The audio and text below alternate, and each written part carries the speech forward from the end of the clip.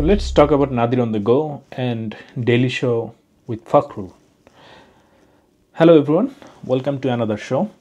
So আজকের ভিডিওতে আমি কথা বলবো নাদির অন দ্য গো এর একটি রিসেন্ট যে ভিডিওটা ছিল সেটা হচ্ছে সে আমেরিকায় বসবাস করতে পারবে না কেন সেটা নিয়ে, এবং তার এই ভিডিওকে কেন্দ্র করে ডেইলি শো উইথ ফখরুলের ফখরুল ভাই তিনি আরেকটি ভিডিও করেছেন এবং তিনি বলেছেন যে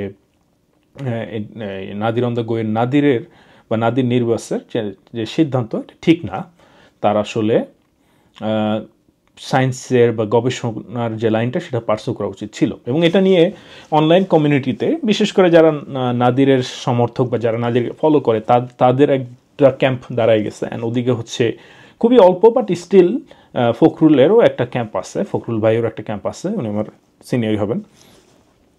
তো এই দুইটা ক্যাম্প, বাট ফখরুল ভাইয়ের ক্যাম্পটা খুবই ছোট, অন্যদিক থেকে নাদিরের যে ক্যাম্পটা সেটা খুবই বড় এবং ম্যাক্সিমাম লোকজনই নাদিরকে সাপোর্ট করতেছে। সো আপনারা যারা জানেন না কনটেক্সটটা, তো মোটামুটি আমার মনে হয় যে আপনারা মোটামুটি নাদির অন দ্য গোকে চিনেন যারা ট্রাভেল ভ্লগ দেখে থাকেন, এবং সে রিসেন্টলি একটি ভ্লগ করেছে, সেখানে সে এই কথাটা বলেছে। আমি আসলে লিঙ্কটা দিয়ে দিব তো এখানে রিফ্লেকশনের জন্য, বাট আমি জাস্ট একটু শোনানোর চেষ্টা করি। কিন্তু তারপর কোভিড শুরু হয় এবং একটা বড় শহর থেকে আমি দূরে যাওয়ার চেষ্টা করতেছিলাম। আমার লাগেজ সব স্টোরেজে রেখে আমি ভাবছিলাম 3 মাসের জন্য আমি হাওয়াইতে যাচ্ছি, 2টা ব্যাকপ্যাক নিয়ে। কিন্তু তারপর দেখা যায় 3 মাসের জায়গায় অনেকদিন লেগে গেল কোভিড সেটেল হইতে। এইটা হয়ে গেল আমার ক্যারিয়ার কেমনে জানি, এন্ড তারপর 5 বছর ধরে একবার আমার ফেরত যাওয়া হয় না এলোতে। ফাইনালি এখন এই ফ্লাইটটাতে করে আমি এলোতে ফেরত যাচ্ছি। আজকের ভিডিওতে আমি আপনাদেরকে নিয়ে যাব সেই জায়গাটাতে যেটা একসময় আমার বাসা ছিল লাস্ট 5 বছরের জীবন থেকে। সো এখানে নাদির বলে যে সে তার যে এলেতে বা লস অ্যাঞ্জেলসে সে যে বাসায় থাকতো সে বাসায় তার ঘুরে যাওয়ার যে গল্পটা সেটা আর কি শেয়ার করে। খুব সম্ভবত 1-2 মাস আগে সে এখানে আসে অ্যান্ড দেন শেয়ার করে, অ্যান্ড দেন এরপরে সরি অ্যাবাউট দ্যাট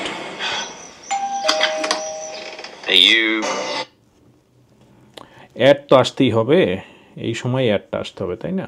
যাই হোক, অ্যাডটা যাক।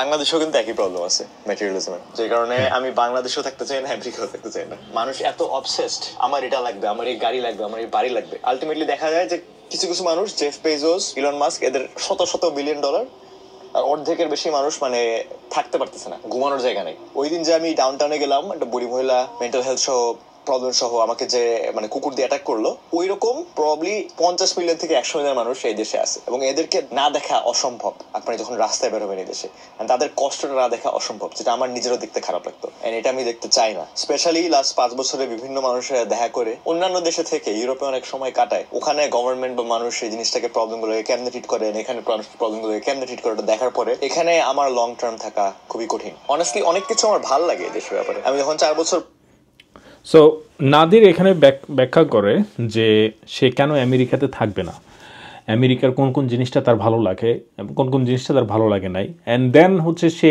এই জিনিসটাই তার কেসটা ডিফেন্ড করে যে আসলে লং টার্ম তার জন্য আমেরিকা থাকাটা তার মেন্টাল হেলথ বা তার জন্য সম্ভব না, অথবা সে যে লাইফস্টাইলটা প্রেফার করে তার জন্য আমেরিকা সুইটেবল না। এর একটা বড় কারণ হচ্ছে ম্যাটেরিয়ালিজম, ধনী এবং গরিবের মধ্যে যে পার্থক্য, সম্পদের পার্থক্য।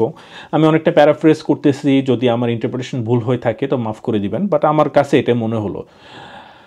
সো এই জিনিসটা আসলে ওনার পক্ষে, বিশেষ করে উনি যখন ইউরোপ ঘুরছে, সারা বিশ্বই তো ঘুরছে এবং তার মধ্যে উনি ইউরোপের কথা বারবার বলতেছে, তার মানে আমার যেটা মনে হলো যে ইউরোপের যে ওয়েলফেয়ার স্টেটের যে কনসেপ্টটা সেটা তার কাছে ভালো লাগছে, এবং সেখানে সে ধনী গরিবের মধ্যে ভেদাভেদটা কম দেখছে, অ্যান্ড দেন হচ্ছে সে দেখছে যে মানুষ ওখানে more happy than people here in the States of course.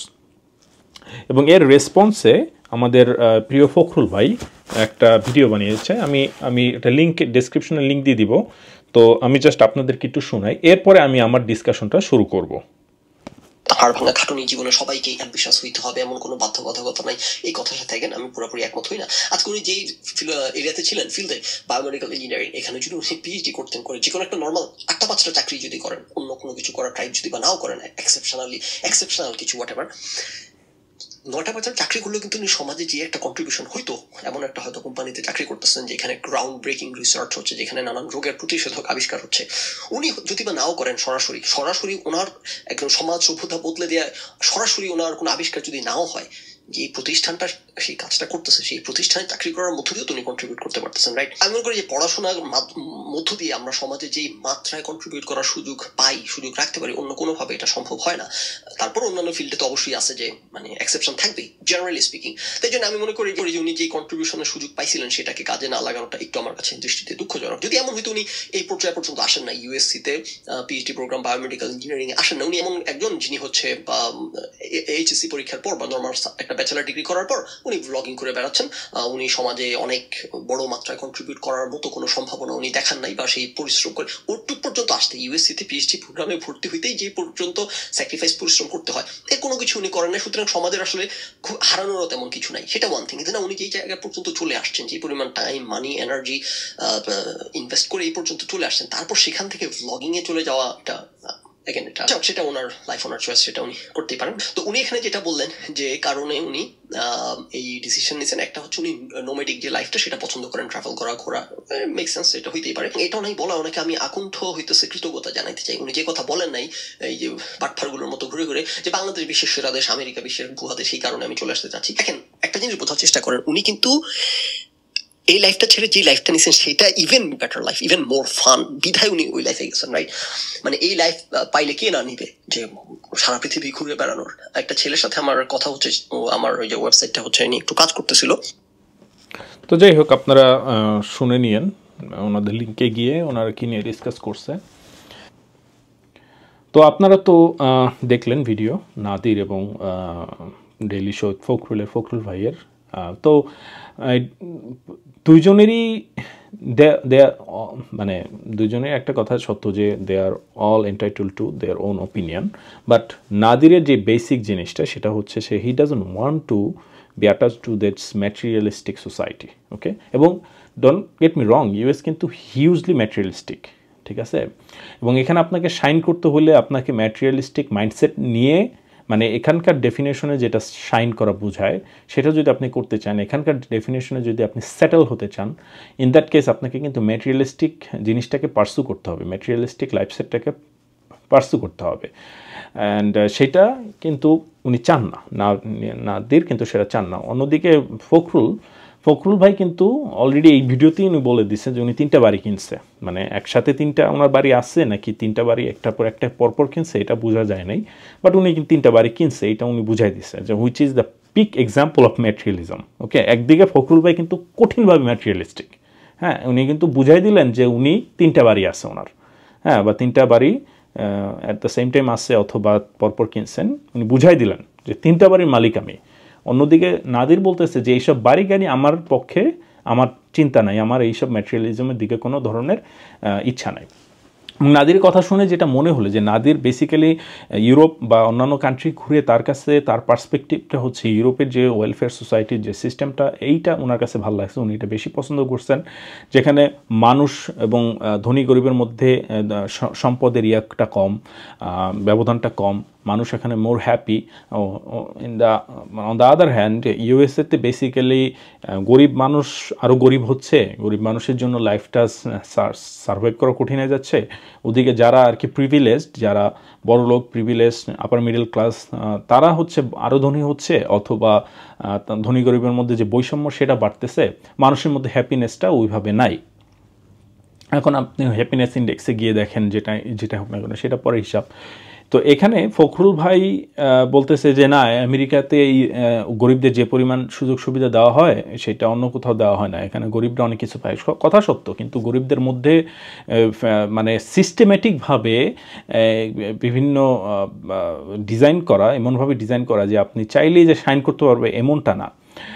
আমি জানি যে এগুলো সবাই জানেন, মানে অ্যাটলিস্ট ফখরুল আর নাদির আরও দুজনেই জানেন, বাট যেমন আমেরিকানদের, আমাদের বাংলাদেশে যেমন মফস্বল থেকে একটা ছেলের মানে বেড়ে ওঠা বা চলে আসা, যে মানে একটা মানে তার যে যত হার্ডল পার হয়ে আসতে হয়, আমরা যারা আমি ঢাকায় বড় হয়েছি, আমার জন্য ওই পরিমাণ হার্ডল কিন্তু আমাকে ফেস করতে হয় না, ওই পরিমাণ ডিফিকাল্টি আমাকে ফেস করতে হয় না, কারণ আমি ঢাকায় ছিলাম, আমার কাছে মানে সব কিছুই অ্যাক্সেসেবল ছিল, রাইট।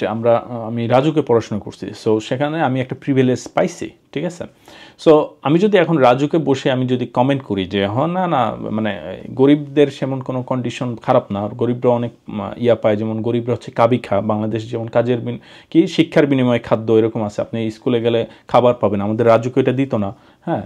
তো আমার কাছে আমার মনে হচ্ছে যে ফখরুল ভাই কিন্তু একটা প্রিভিলেজ পজিশনে আছে বর্তমানে ইউএসএতে, অবশ্যই কষ্ট করে আসতে হয়েছে, বাট ওনাকে কিন্তু ওই যে একটা গরিব মানুষ আমেরিকার যে একেবারে তলানির যে লোকটা, তাকে যেরকম ফাইট করে টাকা দিয়ে আন্ডারগ্রেড পড়ে তারপর যে উঠতে হয়, সেটা কিন্তু তাকে করতে হয় নাই। আমেরিকাতে সবাইকে কিন্তু আন্ডারগ্রেডটা পয়সা দিয়ে পড়তে হয়, এবং সেই পয়সা অনেকে যোগাইতে পারে না বলে আন্ডারগ্রেডটা অনেকে পড়ে না। সো ফখরুল ভাই বলেন, আমি বলি, আমরা কিন্তু মোটামুটি একটা প্রিভিলেজ সোসাইটি আছি, কারণ আমরা পজিশনে আছি, কারণ ওই জিনিসটা আমরা স্কিপ করে এখানে আসছি। তা আমাদের পক্ষে এখানকার যারা গরিব তাদের কষ্টটা বোঝাটা এত সহজ না, হ্যাঁ। তো যেভাবে ফখরুল ভাই জাস্ট ব্ল্যাঙ্কেট একটা বলে দিলেন যে এখানকার গরিবরা ভালো আছে, ওরকম না আসলে, হ্যাঁ, এর মধ্যে অনেক সিস্টেমেটিক ব্যাপার স্যাপার আছে, ওই ডিসকাশনে আমি না যাই, কারণ কথা বললে কথা বাড়বে। তো আমার কাছে মানে সোজা একটা ভাষা আমার টেক যেটা, আমি ফখরুল ভাইয়ের সাথে এগ্রি করি না। তো ফখরুল ভাই কিছুদিন আগে তার মানে ইউটিউবে একটা পোস্ট দিচ্ছেন যে একটা প্রমিসিং ছেলেকে ফুল টাইম ভ্লগ না করে পার্ট টাইম ভ্লগ করার পরামর্শ দেয়, প্যাসিভ স্ক্যাম কোর্স কিনে ক্যারিয়ার ও পৃথিবী বদলে দেওয়ার বানরদের পুচ্ছ দেশে আগুন লেগে গেছে, এখনও লেদিয়ে চলছে, অথচ আমি ওদের নিয়ে কিছু বলিনি, nobody cares about them. And then আমি কথা বলেছি কেপেবল লোকদের নিয়ে, একটা টকবগে ঘোড়া যখন বনের মধ্যে উদ্দেশ্যহীনভাবে দৌড়াদৌড়ি করে, মানুষের পার্সপেক্টিভ থেকে এটা রিসার্চে বিরাট অপচয়। আচ্ছা, এটা হচ্ছে ওনার মতামত। তো ভাই, আমিও আপনার কথার সাথে মোটামুটি এগ্রি করি না। আপনি যেটা বললেন যে ওনার ফুল টাইম ব্লগ না করে পার্ট টাইম ব্লগ করা উচিত ইত্যাদি, এই জিনিসটা আমিও এগ্রি করি না, to be honest with you. And then হচ্ছে আমি প্যাসিভ স্ক্যাম কোর্সও কিনি নাই। আপনার যদি আমার ব্যাকগ্রাউন্ড লাগে, আমি বোর্ড থেকে ইঞ্জিনিয়ারিং পড়াশোনা করে এখানে মাস্টার্স করেছি মেকানিক্যালে, অ্যান্ড দেন ম্যাটেরিয়ালস ইঞ্জিনিয়ারিংয়ে পিএইচডি করেছি, এখন আমি চাকরি করতেছি ম্যাটেরিয়ালস ইঞ্জিনিয়ার হিসেবে। ওকে, সো আমি একজন engineer, professional engineer, and I mean in training. And then হচ্ছে আমি এসব প্যাসিভ স্ক্যাম কোর্সও কিনি নাই, আমি ক্যারিয়ার ও পৃথিবী বদলে দেওয়ার মতো ইয়ে না আর কি, ওরকম মোটিভেশনাল লোকও না। এবং আপনার মানে আমার কিছু জুনিয়র না, আমার ব্যাচমেট আপনার জুনিয়র, আপনি চিনবেন, আলাভি বা অথবা সাজিদ, এদের সাথে যদি আপনার কথা হয়, আপনি আমাকে মানে ওদেরকে জিজ্ঞেস করলে আমার কথা জানতে পারবেন। তো যাই হোক, আমার কথা হচ্ছে যে প্রত্যেকটা মানুষের একটা বিভিন্ন রকম তাদের লাইফে এক্সপেকটেশন থাকে, তাদের ইয়া থাকে, এবং এটা আপনার কাছে মনে হইতে পারে যে সোসাইটিতে যার ইয়া রাখা উচিত, কি বলে, যে মনে করেন পিএইচডি করে যার সোসাইটিতে পিএইচডির কাজ করেই যার কন্ট্রিবিউশন করা উচিত, তার অন্য কিছু করাটা ঠিক না, আপনার দৃষ্টিটা মনে হতে পারে। বাট উনি যেহেতু পিএইচডি পর্যন্ত করে আসতে পারছে, এরপরে কি করবে এটা উনি ভালোই বুঝতে পারবে। হ্যাঁ, হয়তো উনি পিএইচডি কমপ্লিট করে নাই, বাট এরপরে উনি আসলে কি করতে পারবে এটা ওনারটা ভালো উনি বুঝতে পারবেন। ঠিক আছে, এটা আপনিও বুঝেন, আমিও বুঝি।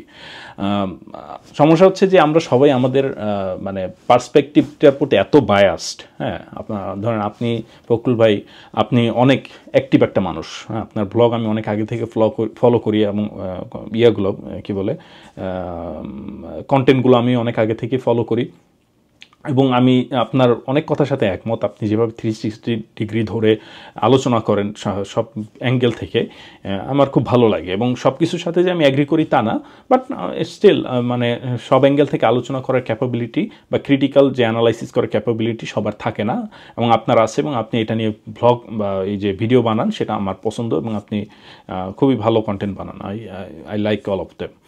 অন্যদিকে হচ্ছে নাদিরের ব্যাপারটা, নাদির হচ্ছে ব্লগ বানায়, সে বিভিন্ন দেশ ঘুরে আসে, এই জিনিসটা আমারও খুব ভালো লাগে। সে খুবই ভালো এমন মানে ব্লগ বানায় যে কোনো কিছু আইসোর না, যেগুলো দেখার মতো, মানে এগুলো দেখার মতো, যে দেখতে বসলে আপনি চাইলে অনেকক্ষণ পার করে দিতে পারবেন এবং আপনার ভালো লাগবে। সো আমার কাছে ভালো লাগে। আমার ছোটোবেলায় আমি ভ্রমণ গল্প পড়তে ভালোবাসতাম, এখন আমি ব্লগ দেখে আমি বিশ্ব দেখি, কারণ আমার নিজের একটা ইচ্ছা ছিল যে বিশ্বটা দেখার, কিন্তু আমি হয়তো পারি নাই বা পারতেছি না, হয়তো এখন পারতেছি না, পরে পারবো। কিন্তু এই নাদির তার ভিডিওর মাধ্যমে আমাকে অনেক ইন্সপায়ার করে, এবং জাস্ট নট মি, অনেককেই করে। এবং আমরা কিন্তু কেউ ভাই প্যাসিভ কেনা স্ক্যাম না, কিন্তু আমরা পড়াশোনা করে আসছি, এবং আমি জানি আমার মতে অনেকেই আছেন যারা আসলে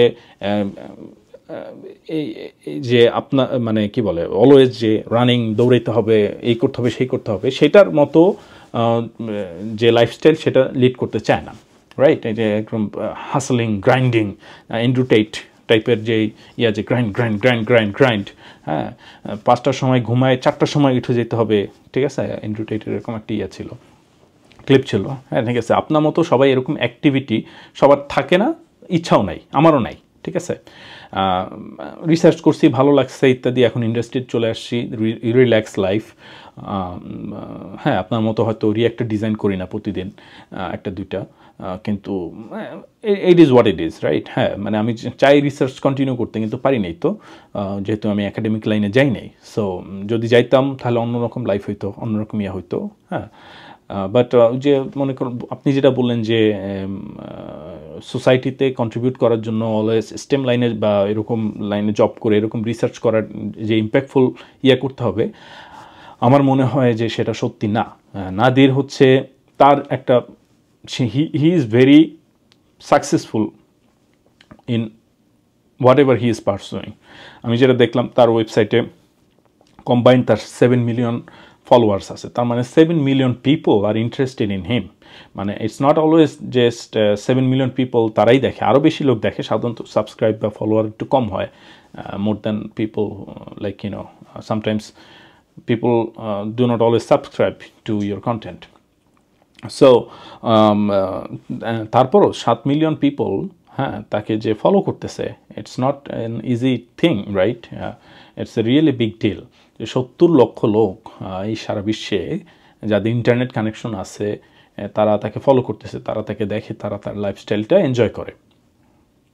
and then he is a very good film maker, ঠিক আছে?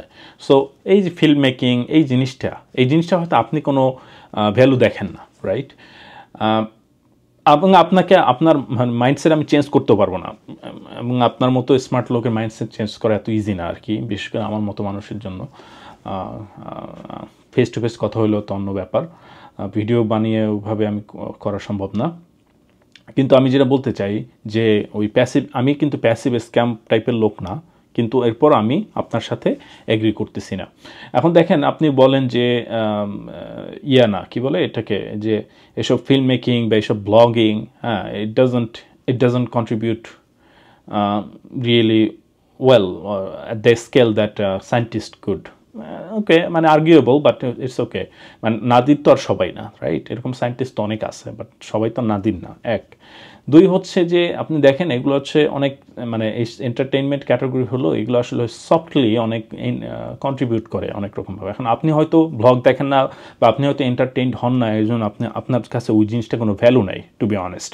হ্যাঁ, কারণ আপনি যেটা বললেন এখানে, নাদিরের কথা হচ্ছে সে ম্যাটেরিয়ালিস্টিক লাইফটা কোনোভাবেই পছন্দ করে না। আপনার কাছে সাকসেস হচ্ছে ম্যাটেরিয়ালিজম, আপনার কাছে সাকসেস হচ্ছে 3টা বাড়ি, আপনি 3টা বাড়ি কিনে ফেলছেন, এবং 3টা বাড়ি একসাথে কিনছেন নাকি একটার পর একটা কিনছেন, হ্যাঁ, আপনি কিন্তু 3টা বাড়ি এটা বেশ কয়েকবার এমফাসাইজ করছেন। সো হিন্ট সাইড আপনি কিন্তু বুঝাই দিলেন আপনি ম্যাটেরিয়ালিজমটাকে খুব ভালোভাবে পছন্দ করেন। অন্যদিকে নাদির কিন্তু ওই ম্যাটেরিয়ালিজমটা অ্যাভয়েড করবে বলেই সে এখান থেকে চলে গেছে কারণ আমেরিকার লাইফটায় আপনার কাছ থেকে ম্যাটেরিয়ালিজম হিউজলি এক্সপেক্ট করা হয়। আপনি একটা চাকরি পাইছেন, সাথে সাথে আমার পিয়াররা আমাকে বলা শুরু করলো, তুমি নতুন গাড়ি কিনো না কেন, তোমার গাড়ি তো অনেক পুরাতন, তুমি বাড়ি কিনবা কবে? আমার ম্যানেজার আমাকে বলা শুরু করছে, বাড়িটা কিনতেছো নাকি, এই সেই। হ্যাঁ, আমি যাই হোক না কেন, আমার কাছে বাড়ি কেনার কোনো ভ্যালু নাই। বাড়ি কিনতে কেন হবে, একটা মানুষ কেন বাড়ি কিনবে, আমার কাছে আমি কোনো বুঝি না, রাইট? সো এটার পক্ষে যুক্তি আছে, বিপক্ষে যুক্তি আছে। এরকমই আপনারও হয়তো ওরকম যে আপনার কাছে এন্টারটেনমেন্টের কোনো ভ্যালু নাই, অথবা আপনি এইসব ফিল্ম মেকিং বা এগুলো হয়তো আপনার ভ্যালুটা বুঝেন না। বাট আমি জাস্ট আপনার জন্য না, মানে মানুষকে বোঝানোর জন্য যে বলতেছি যে এন্টারটেনমেন্টের যে ভ্যালুটা, সাধারণত কি হয়, যখন মানুষজন মানে ছোট থাকে বা এমন একটা স্টেজ থাকে যখন তার মানে ওই সায়েন্টিফিক অ্যানালাইসিস করে ম্যাথ ক্যালকুলেট করে যখন তার লাইফ ডিসিশন নেওয়াটা সম্ভব হয় না, তখন অনেকটা সময় মানুষ আবেগের বশে অনেক নেয়, আবেগের বশে অনেক সময় ডিসিশন নেয়। যেমন এমন অনেক লোক খুঁজে পাওয়া যাবে যারা বিগ ব্যাং থিওরি দেখে ফিজিক্সের প্রতি অ্যাট্রাক্টেড হয়েছিল একটা সময়। হ্যাঁ, তারা হয়তো ফিজিক্স বুঝে না, ঠিক আছে, ফিজিক্সের পিও বুঝে না হয়তো, কিন্তু তখন তারা বিগ ব্যাং থিওরি দেখে তার কাছে মনে হয়েছে wow physics, big bang theory, I like it, I love the show, and then I want pursue physics for my life, and some of them are successful, right? আপনি হয়তো বলতে পারেন যে হ্যাঁ, যে এই যে ইন্টারস্টেলার, রাইট, ইন্টারস্টেলার মুভিটা কিন্তু one of the most successful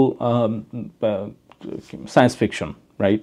এবং এই সায়েন্স ফিকশনটা সম্ভব হয়েছে কারণ কিছু ট্যালেন্টেড ফিল্ম মেকারের কারণে, কিছু ট্যালেন্টেড মানুষের কারণে। এবং এরপরে ইন্টারস্টেলার দেখে কিন্তু অনেকেই দেখা যাবে যে অ্যাস্ট্রোফিজিক্স, অ্যাস্ট্রো সায়েন্সের প্রতি তাদের একটা ইন্টারেস্ট চলে আসছে, রাইট?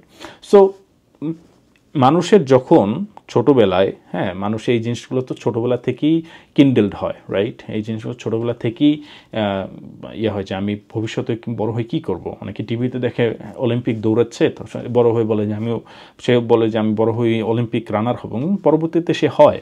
অনেকে বলে যে আমি ছোটোবেলায় দেখলাম যে অমুক প্রেসিডেন্ট হয়েছে, আমি বড় হয়ে প্রেসিডেন্ট হব, এমনও হয়, রাইট? সো বলতেছি যে ফিল্ম মেকিং এ যে একটি স্কিল, এই স্কিলটার যেমন আপনি কোনো ভ্যালু দেখেন না, কিন্তু এটার আসলে ইন্ট্রিনসিক এবং অনেক ভ্যালু আছে, যেগুলো সফটলি আসলে অনেক রকম অনেকভাবে একটা জাতিকে কিন্তু বদলাই দিতে পারে। এগুলো কিন্তু প্রোপাগান্ডার মাধ্যমে বলে, এবং এই জন্য ভালো ভালো ফিল্ম মেকার লাগে, ভালো লাগে।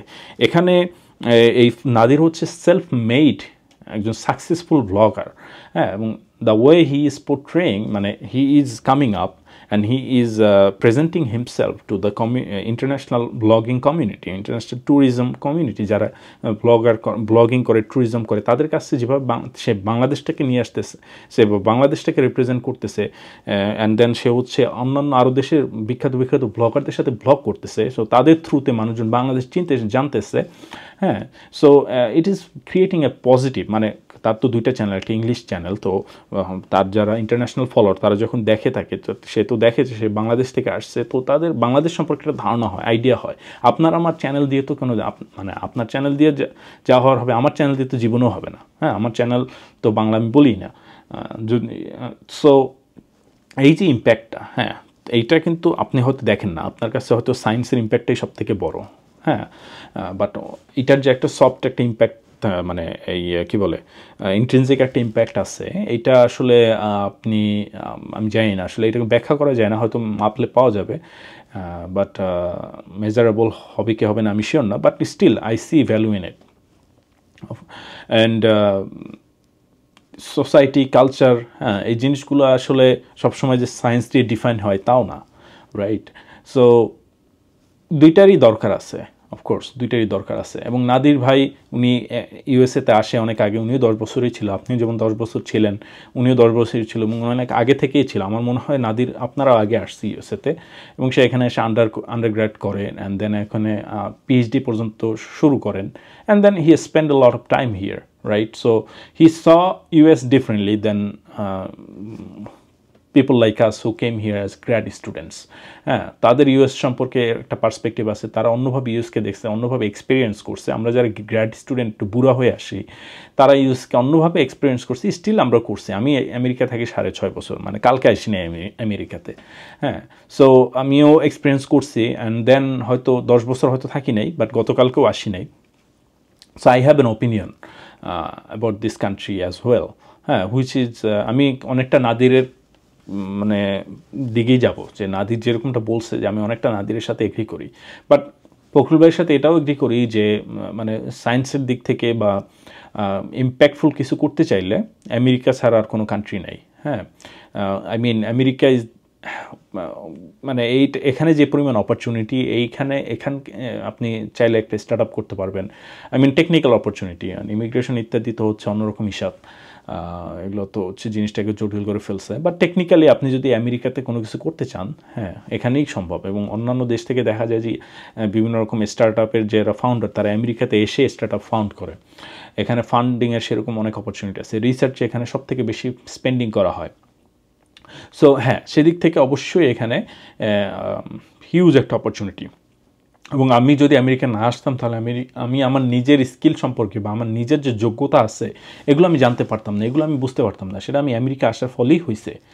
সো অবশ্যই মানে আমেরিকার একটা সেই ইয়ারটা কাটিং এজ তো এখনও আছে। অ্যান্ড এখানে যে মানে এখানে আমি সায়েন্সের জন্য যা যা করে গেছি, আমি যেই পাবলিশ করছি না কেন, যেই পেপারে কাজ করছি না কেন, এগুলো এখন মানুষজন ইউজ করতেছে এবং সেটা একটা লং টার্ম ইম্প্যাক্ট অবশ্যই আছে। কিন্তু আমি এখন যে কোম্পানিতে কাজ করি সেখানে কিন্তু এই মানে হিউম্যানিটির জন্য লং টার্ম কোনো ইম্প্যাক্ট নেই, আমি কোম্পানি মানি মেকিংয়ের জন্য কাজ করতেছি। সিমিলার গোস টু ফখরুল ভাই আমার খুব জানা মতো উনিও একটা প্রাইভেট কোম্পানিতেই জব করেন। হ্যাঁ, উনি রিয়েক্টর ডিজাইন করেন হয়তো কোনো প্রাইভেট কোম্পানির জন্য। সো এই যে প্রাইভেট কোম্পানির জন্য উনি যে জবটা করেন এখানে কিন্তু মানে হিউম্যানিটির জন্য খুব একটা যে কিছু হচ্ছে তা না। তাহলে আমার কথা থাকবে যে আপনিও তাহলে এক কাজ করেন, আপনিও রিসার্চে চলে যান, আপনি রিসার্চ করতে থাকেন, আপনি একাডেমিয়াতে যাচ্ছেন না কেন, আপনি মানুষের জন্য কাজ করতেছেন না কেন স্বার্থহীনভাবে, আপনি প্রাইভেট সেক্টরে কেন জব করতেছেন, রাইট? এবং এটা অ্যান্সার আপনি জানেন যে আপনার ইচ্ছা, আপনি প্রাইভেট সেক্টরে জব করে আপনি কন্ট্রিবিউট করতেছেন, হ্যাঁ অবশ্যই, কিন্তু আপনি তো ওই স্কেলে কন্ট্রিবিউট করতেছেন না যেটা একজন মানে পাবলিক ইউনিভার্সিটিতে বা ইউনিভার্সিটি ল্যাবে যেভাবে আপনি কন্ট্রিবিউট করতে পারবেন। আপনি 10টা স্টুডেন্টকে আপনি হয়তো আজকে প্রফেসর হলে আপনি 10টা স্টুডেন্টকে মেন্টরিং করতে পারতেন, তাদের লাইফ চেঞ্জ করে দিতে পারতেন, রাইট? আপনি তো সেটা করতেছেন না, আপনিও তো নিজের পটেনশিয়াল পুরোপুরি অ্যাপ্লাই করতেছেন না। সো মানে আপনি তাহলে এক কাজ করেন, আপনি আগে নিজের পটেনশিয়াল পুরোটা পুরো অ্যাপ্লাই করেন অ্যান্ড দেন হচ্ছে এনাকে বলেন, রাইট, নাদিরের কী করা উচিত। Nothing against you or Nadir, I'm just giving my take here. মানে নাদিরের যে লাইফ, I envy him of course, but am I ready to pursue that lifestyle? Not yet. হ্যাঁ, বাট এই নাদিরের যে জিনিসটা করা যে সে মানে তার কিন্তু ওরকম ট্রেডিশনালি ইয়াতে বউ বাচ্চা ফ্যামিলি কিন্তু নাই। হ্যাঁ, উনি হয়তো ওইটা পছন্দ করেন, উনি নোমাডিক লাইফ পছন্দ করেন, দ্যাটস ইট। আর অন্যদিকে ফখরুল ভাই হচ্ছে পুরাটাই উল্টা, রাইট? উনি হচ্ছেন বউ বাচ্চা ফ্যামিলি আছে, ওনার 3টে বাড়ি আছে, ওনার গাড়ি আছে, উনি পুরাপুরি হচ্ছে ম্যাটেরিয়ালিস্টিক একজন পার্সন অন্য দিক থেকে। I mean not accusing him, but the way he is saying he has 3 houses. তো তার মানে কি উনি ম্যাটেরিয়ালিস্টিক লাইফটা উনি একটা সেটেল লাইফ, একটা ফ্যামিলি আছে এখানে সব কিছু। হ্যাঁ, উনি আমেরিকান ড্রিম পার্সু করতেছেন। হ্যাঁ, ওনার কিন্তু তো ওনার দিক থেকে ফখরুলের নোমাডিক লাইফস্টাইলটা বুঝে সেটাকে যেমন অ্যাপ্রিসিয়েট করা সম্ভব না, নাদির আবার কিন্তু সেই ফখরুল ভাইয়ের ওই নোমাডিক কী বলে ম্যাটেরিয়ালিস্টিক যে লাইফ, সেটেল লাইফ, সেটাও কিন্তু উনি চায় না, রাইট? সো এই কারণে হ্যাঁ, এখন ফখরুল ভাইয়ের ভাষায় যে একজন টকবগে ঘোড়া বনের মধ্যে ঘুরতেছে, হ্যাঁ, দ্যাটস নট ট্রু, ঠিক আছে? He knows what he is doing, unless মানে ইফ হি ডিডন্ট নো, মানে ও যদি না জানতো তাহলে কিন্তু ও এত 7 মিলিয়ন ফলোয়ার জোগাড় করতে পারতো না, ঠিক আছে? সো 7 মিলিয়ন ফলোয়ার আজকে আসছে, হয়তো এক বছরের মধ্যে কত 17 মিলিয়ন হবে, রাইট? ও যে যা কাজটা করতেছে, ও যেটা করতে পারতেছে এটা কিন্তু ও না বুঝলে করতে পারতো না, রাইট? টকবগে ঘোরা হয়ে বনের মধ্যে ঘুরলে পারতো না, because he knows what he is doing, right? And he is good at it. So we must appreciate him, we should appreciate him, and I think he is, of course, he is creating value, he is presenting the world to us, right? We are মানে যে শুরুতেই যে কথাটা বললাম যে তার লেন্সে, তার চোখে আমার পৃথিবী থেকে দেখা, ঠিক আছে? সো আমি তার চোখে পৃথিবীকে দেখতে পারতেছি, তার চোখ দিয়ে আমি ইয়ে করতে পারছি, যেহেতু আমি নিজে করতে পারতেছি না। আমার জন্য এটা অনেক ইন্টারেস্টিং একটা ব্যাপার যে আরেকজন মানুষ ঘুরে দেখাচ্ছে আমাকে, তার সময় ব্যয় করে, টাকা ব্যয় করে আমাকে পৃথিবীতে ঘুরে দেখাচ্ছে, রাইট? অ্যান্ড দেন হচ্ছে ওনার একটা ওয়েবসাইটও আছে, নাদিরের একটা ওয়েবসাইট আছে, এবং সেখানে কিন্তু অনেক রকম ট্রাভেল টিপসও উনি শেয়ার করে, যে top 10 places to go to turkey and everything. These are also creating value, right? এখন আপনি বলতে পারেন যে এটা তো হয়তো অন্য কেউ করতে পারতো, ওনার মতো পিএইচডি গবেষক কেন করলো? ভাই, পিএইচডি গবেষক আর কেউ ড্রপ আউট হয়ে অন্য কিছু করে না। এরকম কিন্তু অনেক মানে আপনি স্ট্যাটিস্টিক্স দেখেন, হ্যাঁ, পরিসংখ্যানটা দেখেন যে পিএইচডি ড্রপ আউট কী পরিমাণ আছে এবং তারা কি করতেছে, রাইট? আপনি যারা দারের ঘটনা দেখেন, যারা দার এই পাকিস্তানি একটা মেয়ে, সেই মেয়ে মানে আগে হচ্ছে পিএইচডি করতো, কোথায় করতো, ইউএসসি না স্ট্যানফোর্ড ভুলে গেছি, ক্যালিফোর্নিয়া কোনো একটা কলেজে স্কুলে করতো, অ্যান্ড দেন এখন সে ড্রপ আউট হয়ে সে অনলি ফ্যান মডেল হয়ে গেছে, adult content creator হয়ে গেছে. So and she is making money, and I don't support anything like that, but you know she is creating some value for some people, right? মানে এটা না হলে তো সে টাকা ইনকাম করতো না, সে নাকি এখন মিলিয়নিয়ার হয়ে গেছে. সো আমি হয়তো মরে গেলেও মিলিয়নিয়ার হব না, রাইট? অ্যান্ড সে তার যে ট্যালেন্টটা সেটা অন্য জায়গায় ইউজ করতেছে অ্যান্ড দেন পারতেছে, রাইট? অ্যান্ড আপনার দৃষ্টিতে এখন আপনি কি বলবেন, এটা কি সফল, রাইট? টাকা ইনকাম করা যদি আপনার দৃষ্টিতে সফলতা হয়, 3টা বাড়ি কেনা যদি আপনার দৃষ্টিতে সফলতা হয়, তাহলে যারা দার তো এখন মনে হয় 10টা বাড়ি কিনতে পারবে তার যে ইনকাম, রাইট? সো হ্যাঁ, আমি বুঝতে পারছি আপনার কথাটা ছিল যে আমেরিকাই হচ্ছে সেই কান্ট্রি, সেখানে হচ্ছে 3টা বাড়ি কিনতে পারবেন এবং সফল হতে পারবেন এবং কন্ট্রিবিউটও করতে পারবেন। তো যারা তো হচ্ছে তার মতো টাকা ইনকাম করতেছে, করতেছে, বাড়িও কিনতেছে, হয়তো সফল হয়েছে, রাইট? কিন্তু হয়তো সায়েন্সে কন্ট্রিবিউট করতেছে না, কিন্তু আবার যারা নাকি ওই অ্যাডাল্ট কন্টেন্ট সাইটে গিয়ে সেও মেশিন লার্নিং শেখাচ্ছে, তো ওখানেও কন্ট্রিবিউট হচ্ছে, রাইট? আমি মানে it's people's choice, it's 21st century, right? মানে মানুষের তার যেটা মনে চায় সেটা করবে, সে যেটা ভালো লাগে সেটা করবে। চাপাই দেওয়ার তো দিন নাই এখন, আর চাপাই দেওয়ার তো যুগ নাই এখন। আর আমি জানি আপনি চাপাই দিচ্ছেন না, বাট স্টিল মানে আরেকজনের যে লাইফস্টাইল সেটাতে অ্যাপ্রিসিয়েট করতে পারাটা, এই যে আমাদের ক্লোজ মাইন্ড যে ইয়াটা, সেখান থেকে বের হয়ে আসতে পারাটা তো হচ্ছে 21st সেঞ্চুরির একটা মূল মন্ত্র, রাইট? এখন মানে ধরেন আমার আব্বা এরকম বলবে যে ও মানে ঘুরে বেড়া, এটা কি আছে, হ্যাঁ, বিসিএস দিবে। আমার আব্বা যেমন বিসিএস, সে বিসিএস দিবে, হ্যাঁ, একটা ছেলের সাথে দেখা হবে বাজারে, কি করছো বাবা, এমএ পাস করেছো, ওকে, বিসিএস দিয়েছো, হ্যাঁ, ওনার সব কিছু হচ্ছে বিসিএস, ওনার মেন্টালিটি হচ্ছে বিসিএস না দেওয়া পর্যন্ত তুমি সফল না, হ্যাঁ, আপনিও সফল না, আমিও সফল না, বিসিএস দিনই আমরা সফল না, রাইট? সো এইটা আগের যুগের মানুষের হিসাব ছিল, রাইট? হ্যাঁ, তো এখনকার যুগে এসে আমরা ওই মাইন্ডসেটটা ধরে রাখবো যে আমি পিএইচডি করছি, আমি রিঅ্যাক্টর ডিজাইন করে দুনিয়াতে কন্ট্রিবিউট করতেছি, তুমি পিএইচডি করে রিঅ্যাক্টর ডিজাইন করতেছো না, বায়োমেডিক্যালে কন্ট্রিবিউট করতেছো না, তো তুমি কি শিখতেছো, হ্যাঁ? মানে তাহলে তো এরকম চিন্তা করলে তো আমরা ওই যে কী বলে ওটাকে, ওই যে রোয়ান অ্যাটকিনসনকে পাই না, হ্যাঁ, হচ্ছে মিস্টার বিনকে পাই না। তো মিস্টার বিনের তো একটা তার সোসাইটির একটা ভ্যালু আছে, তা না হলে তো উনি নাইট উপাধি পায় না, রাইট?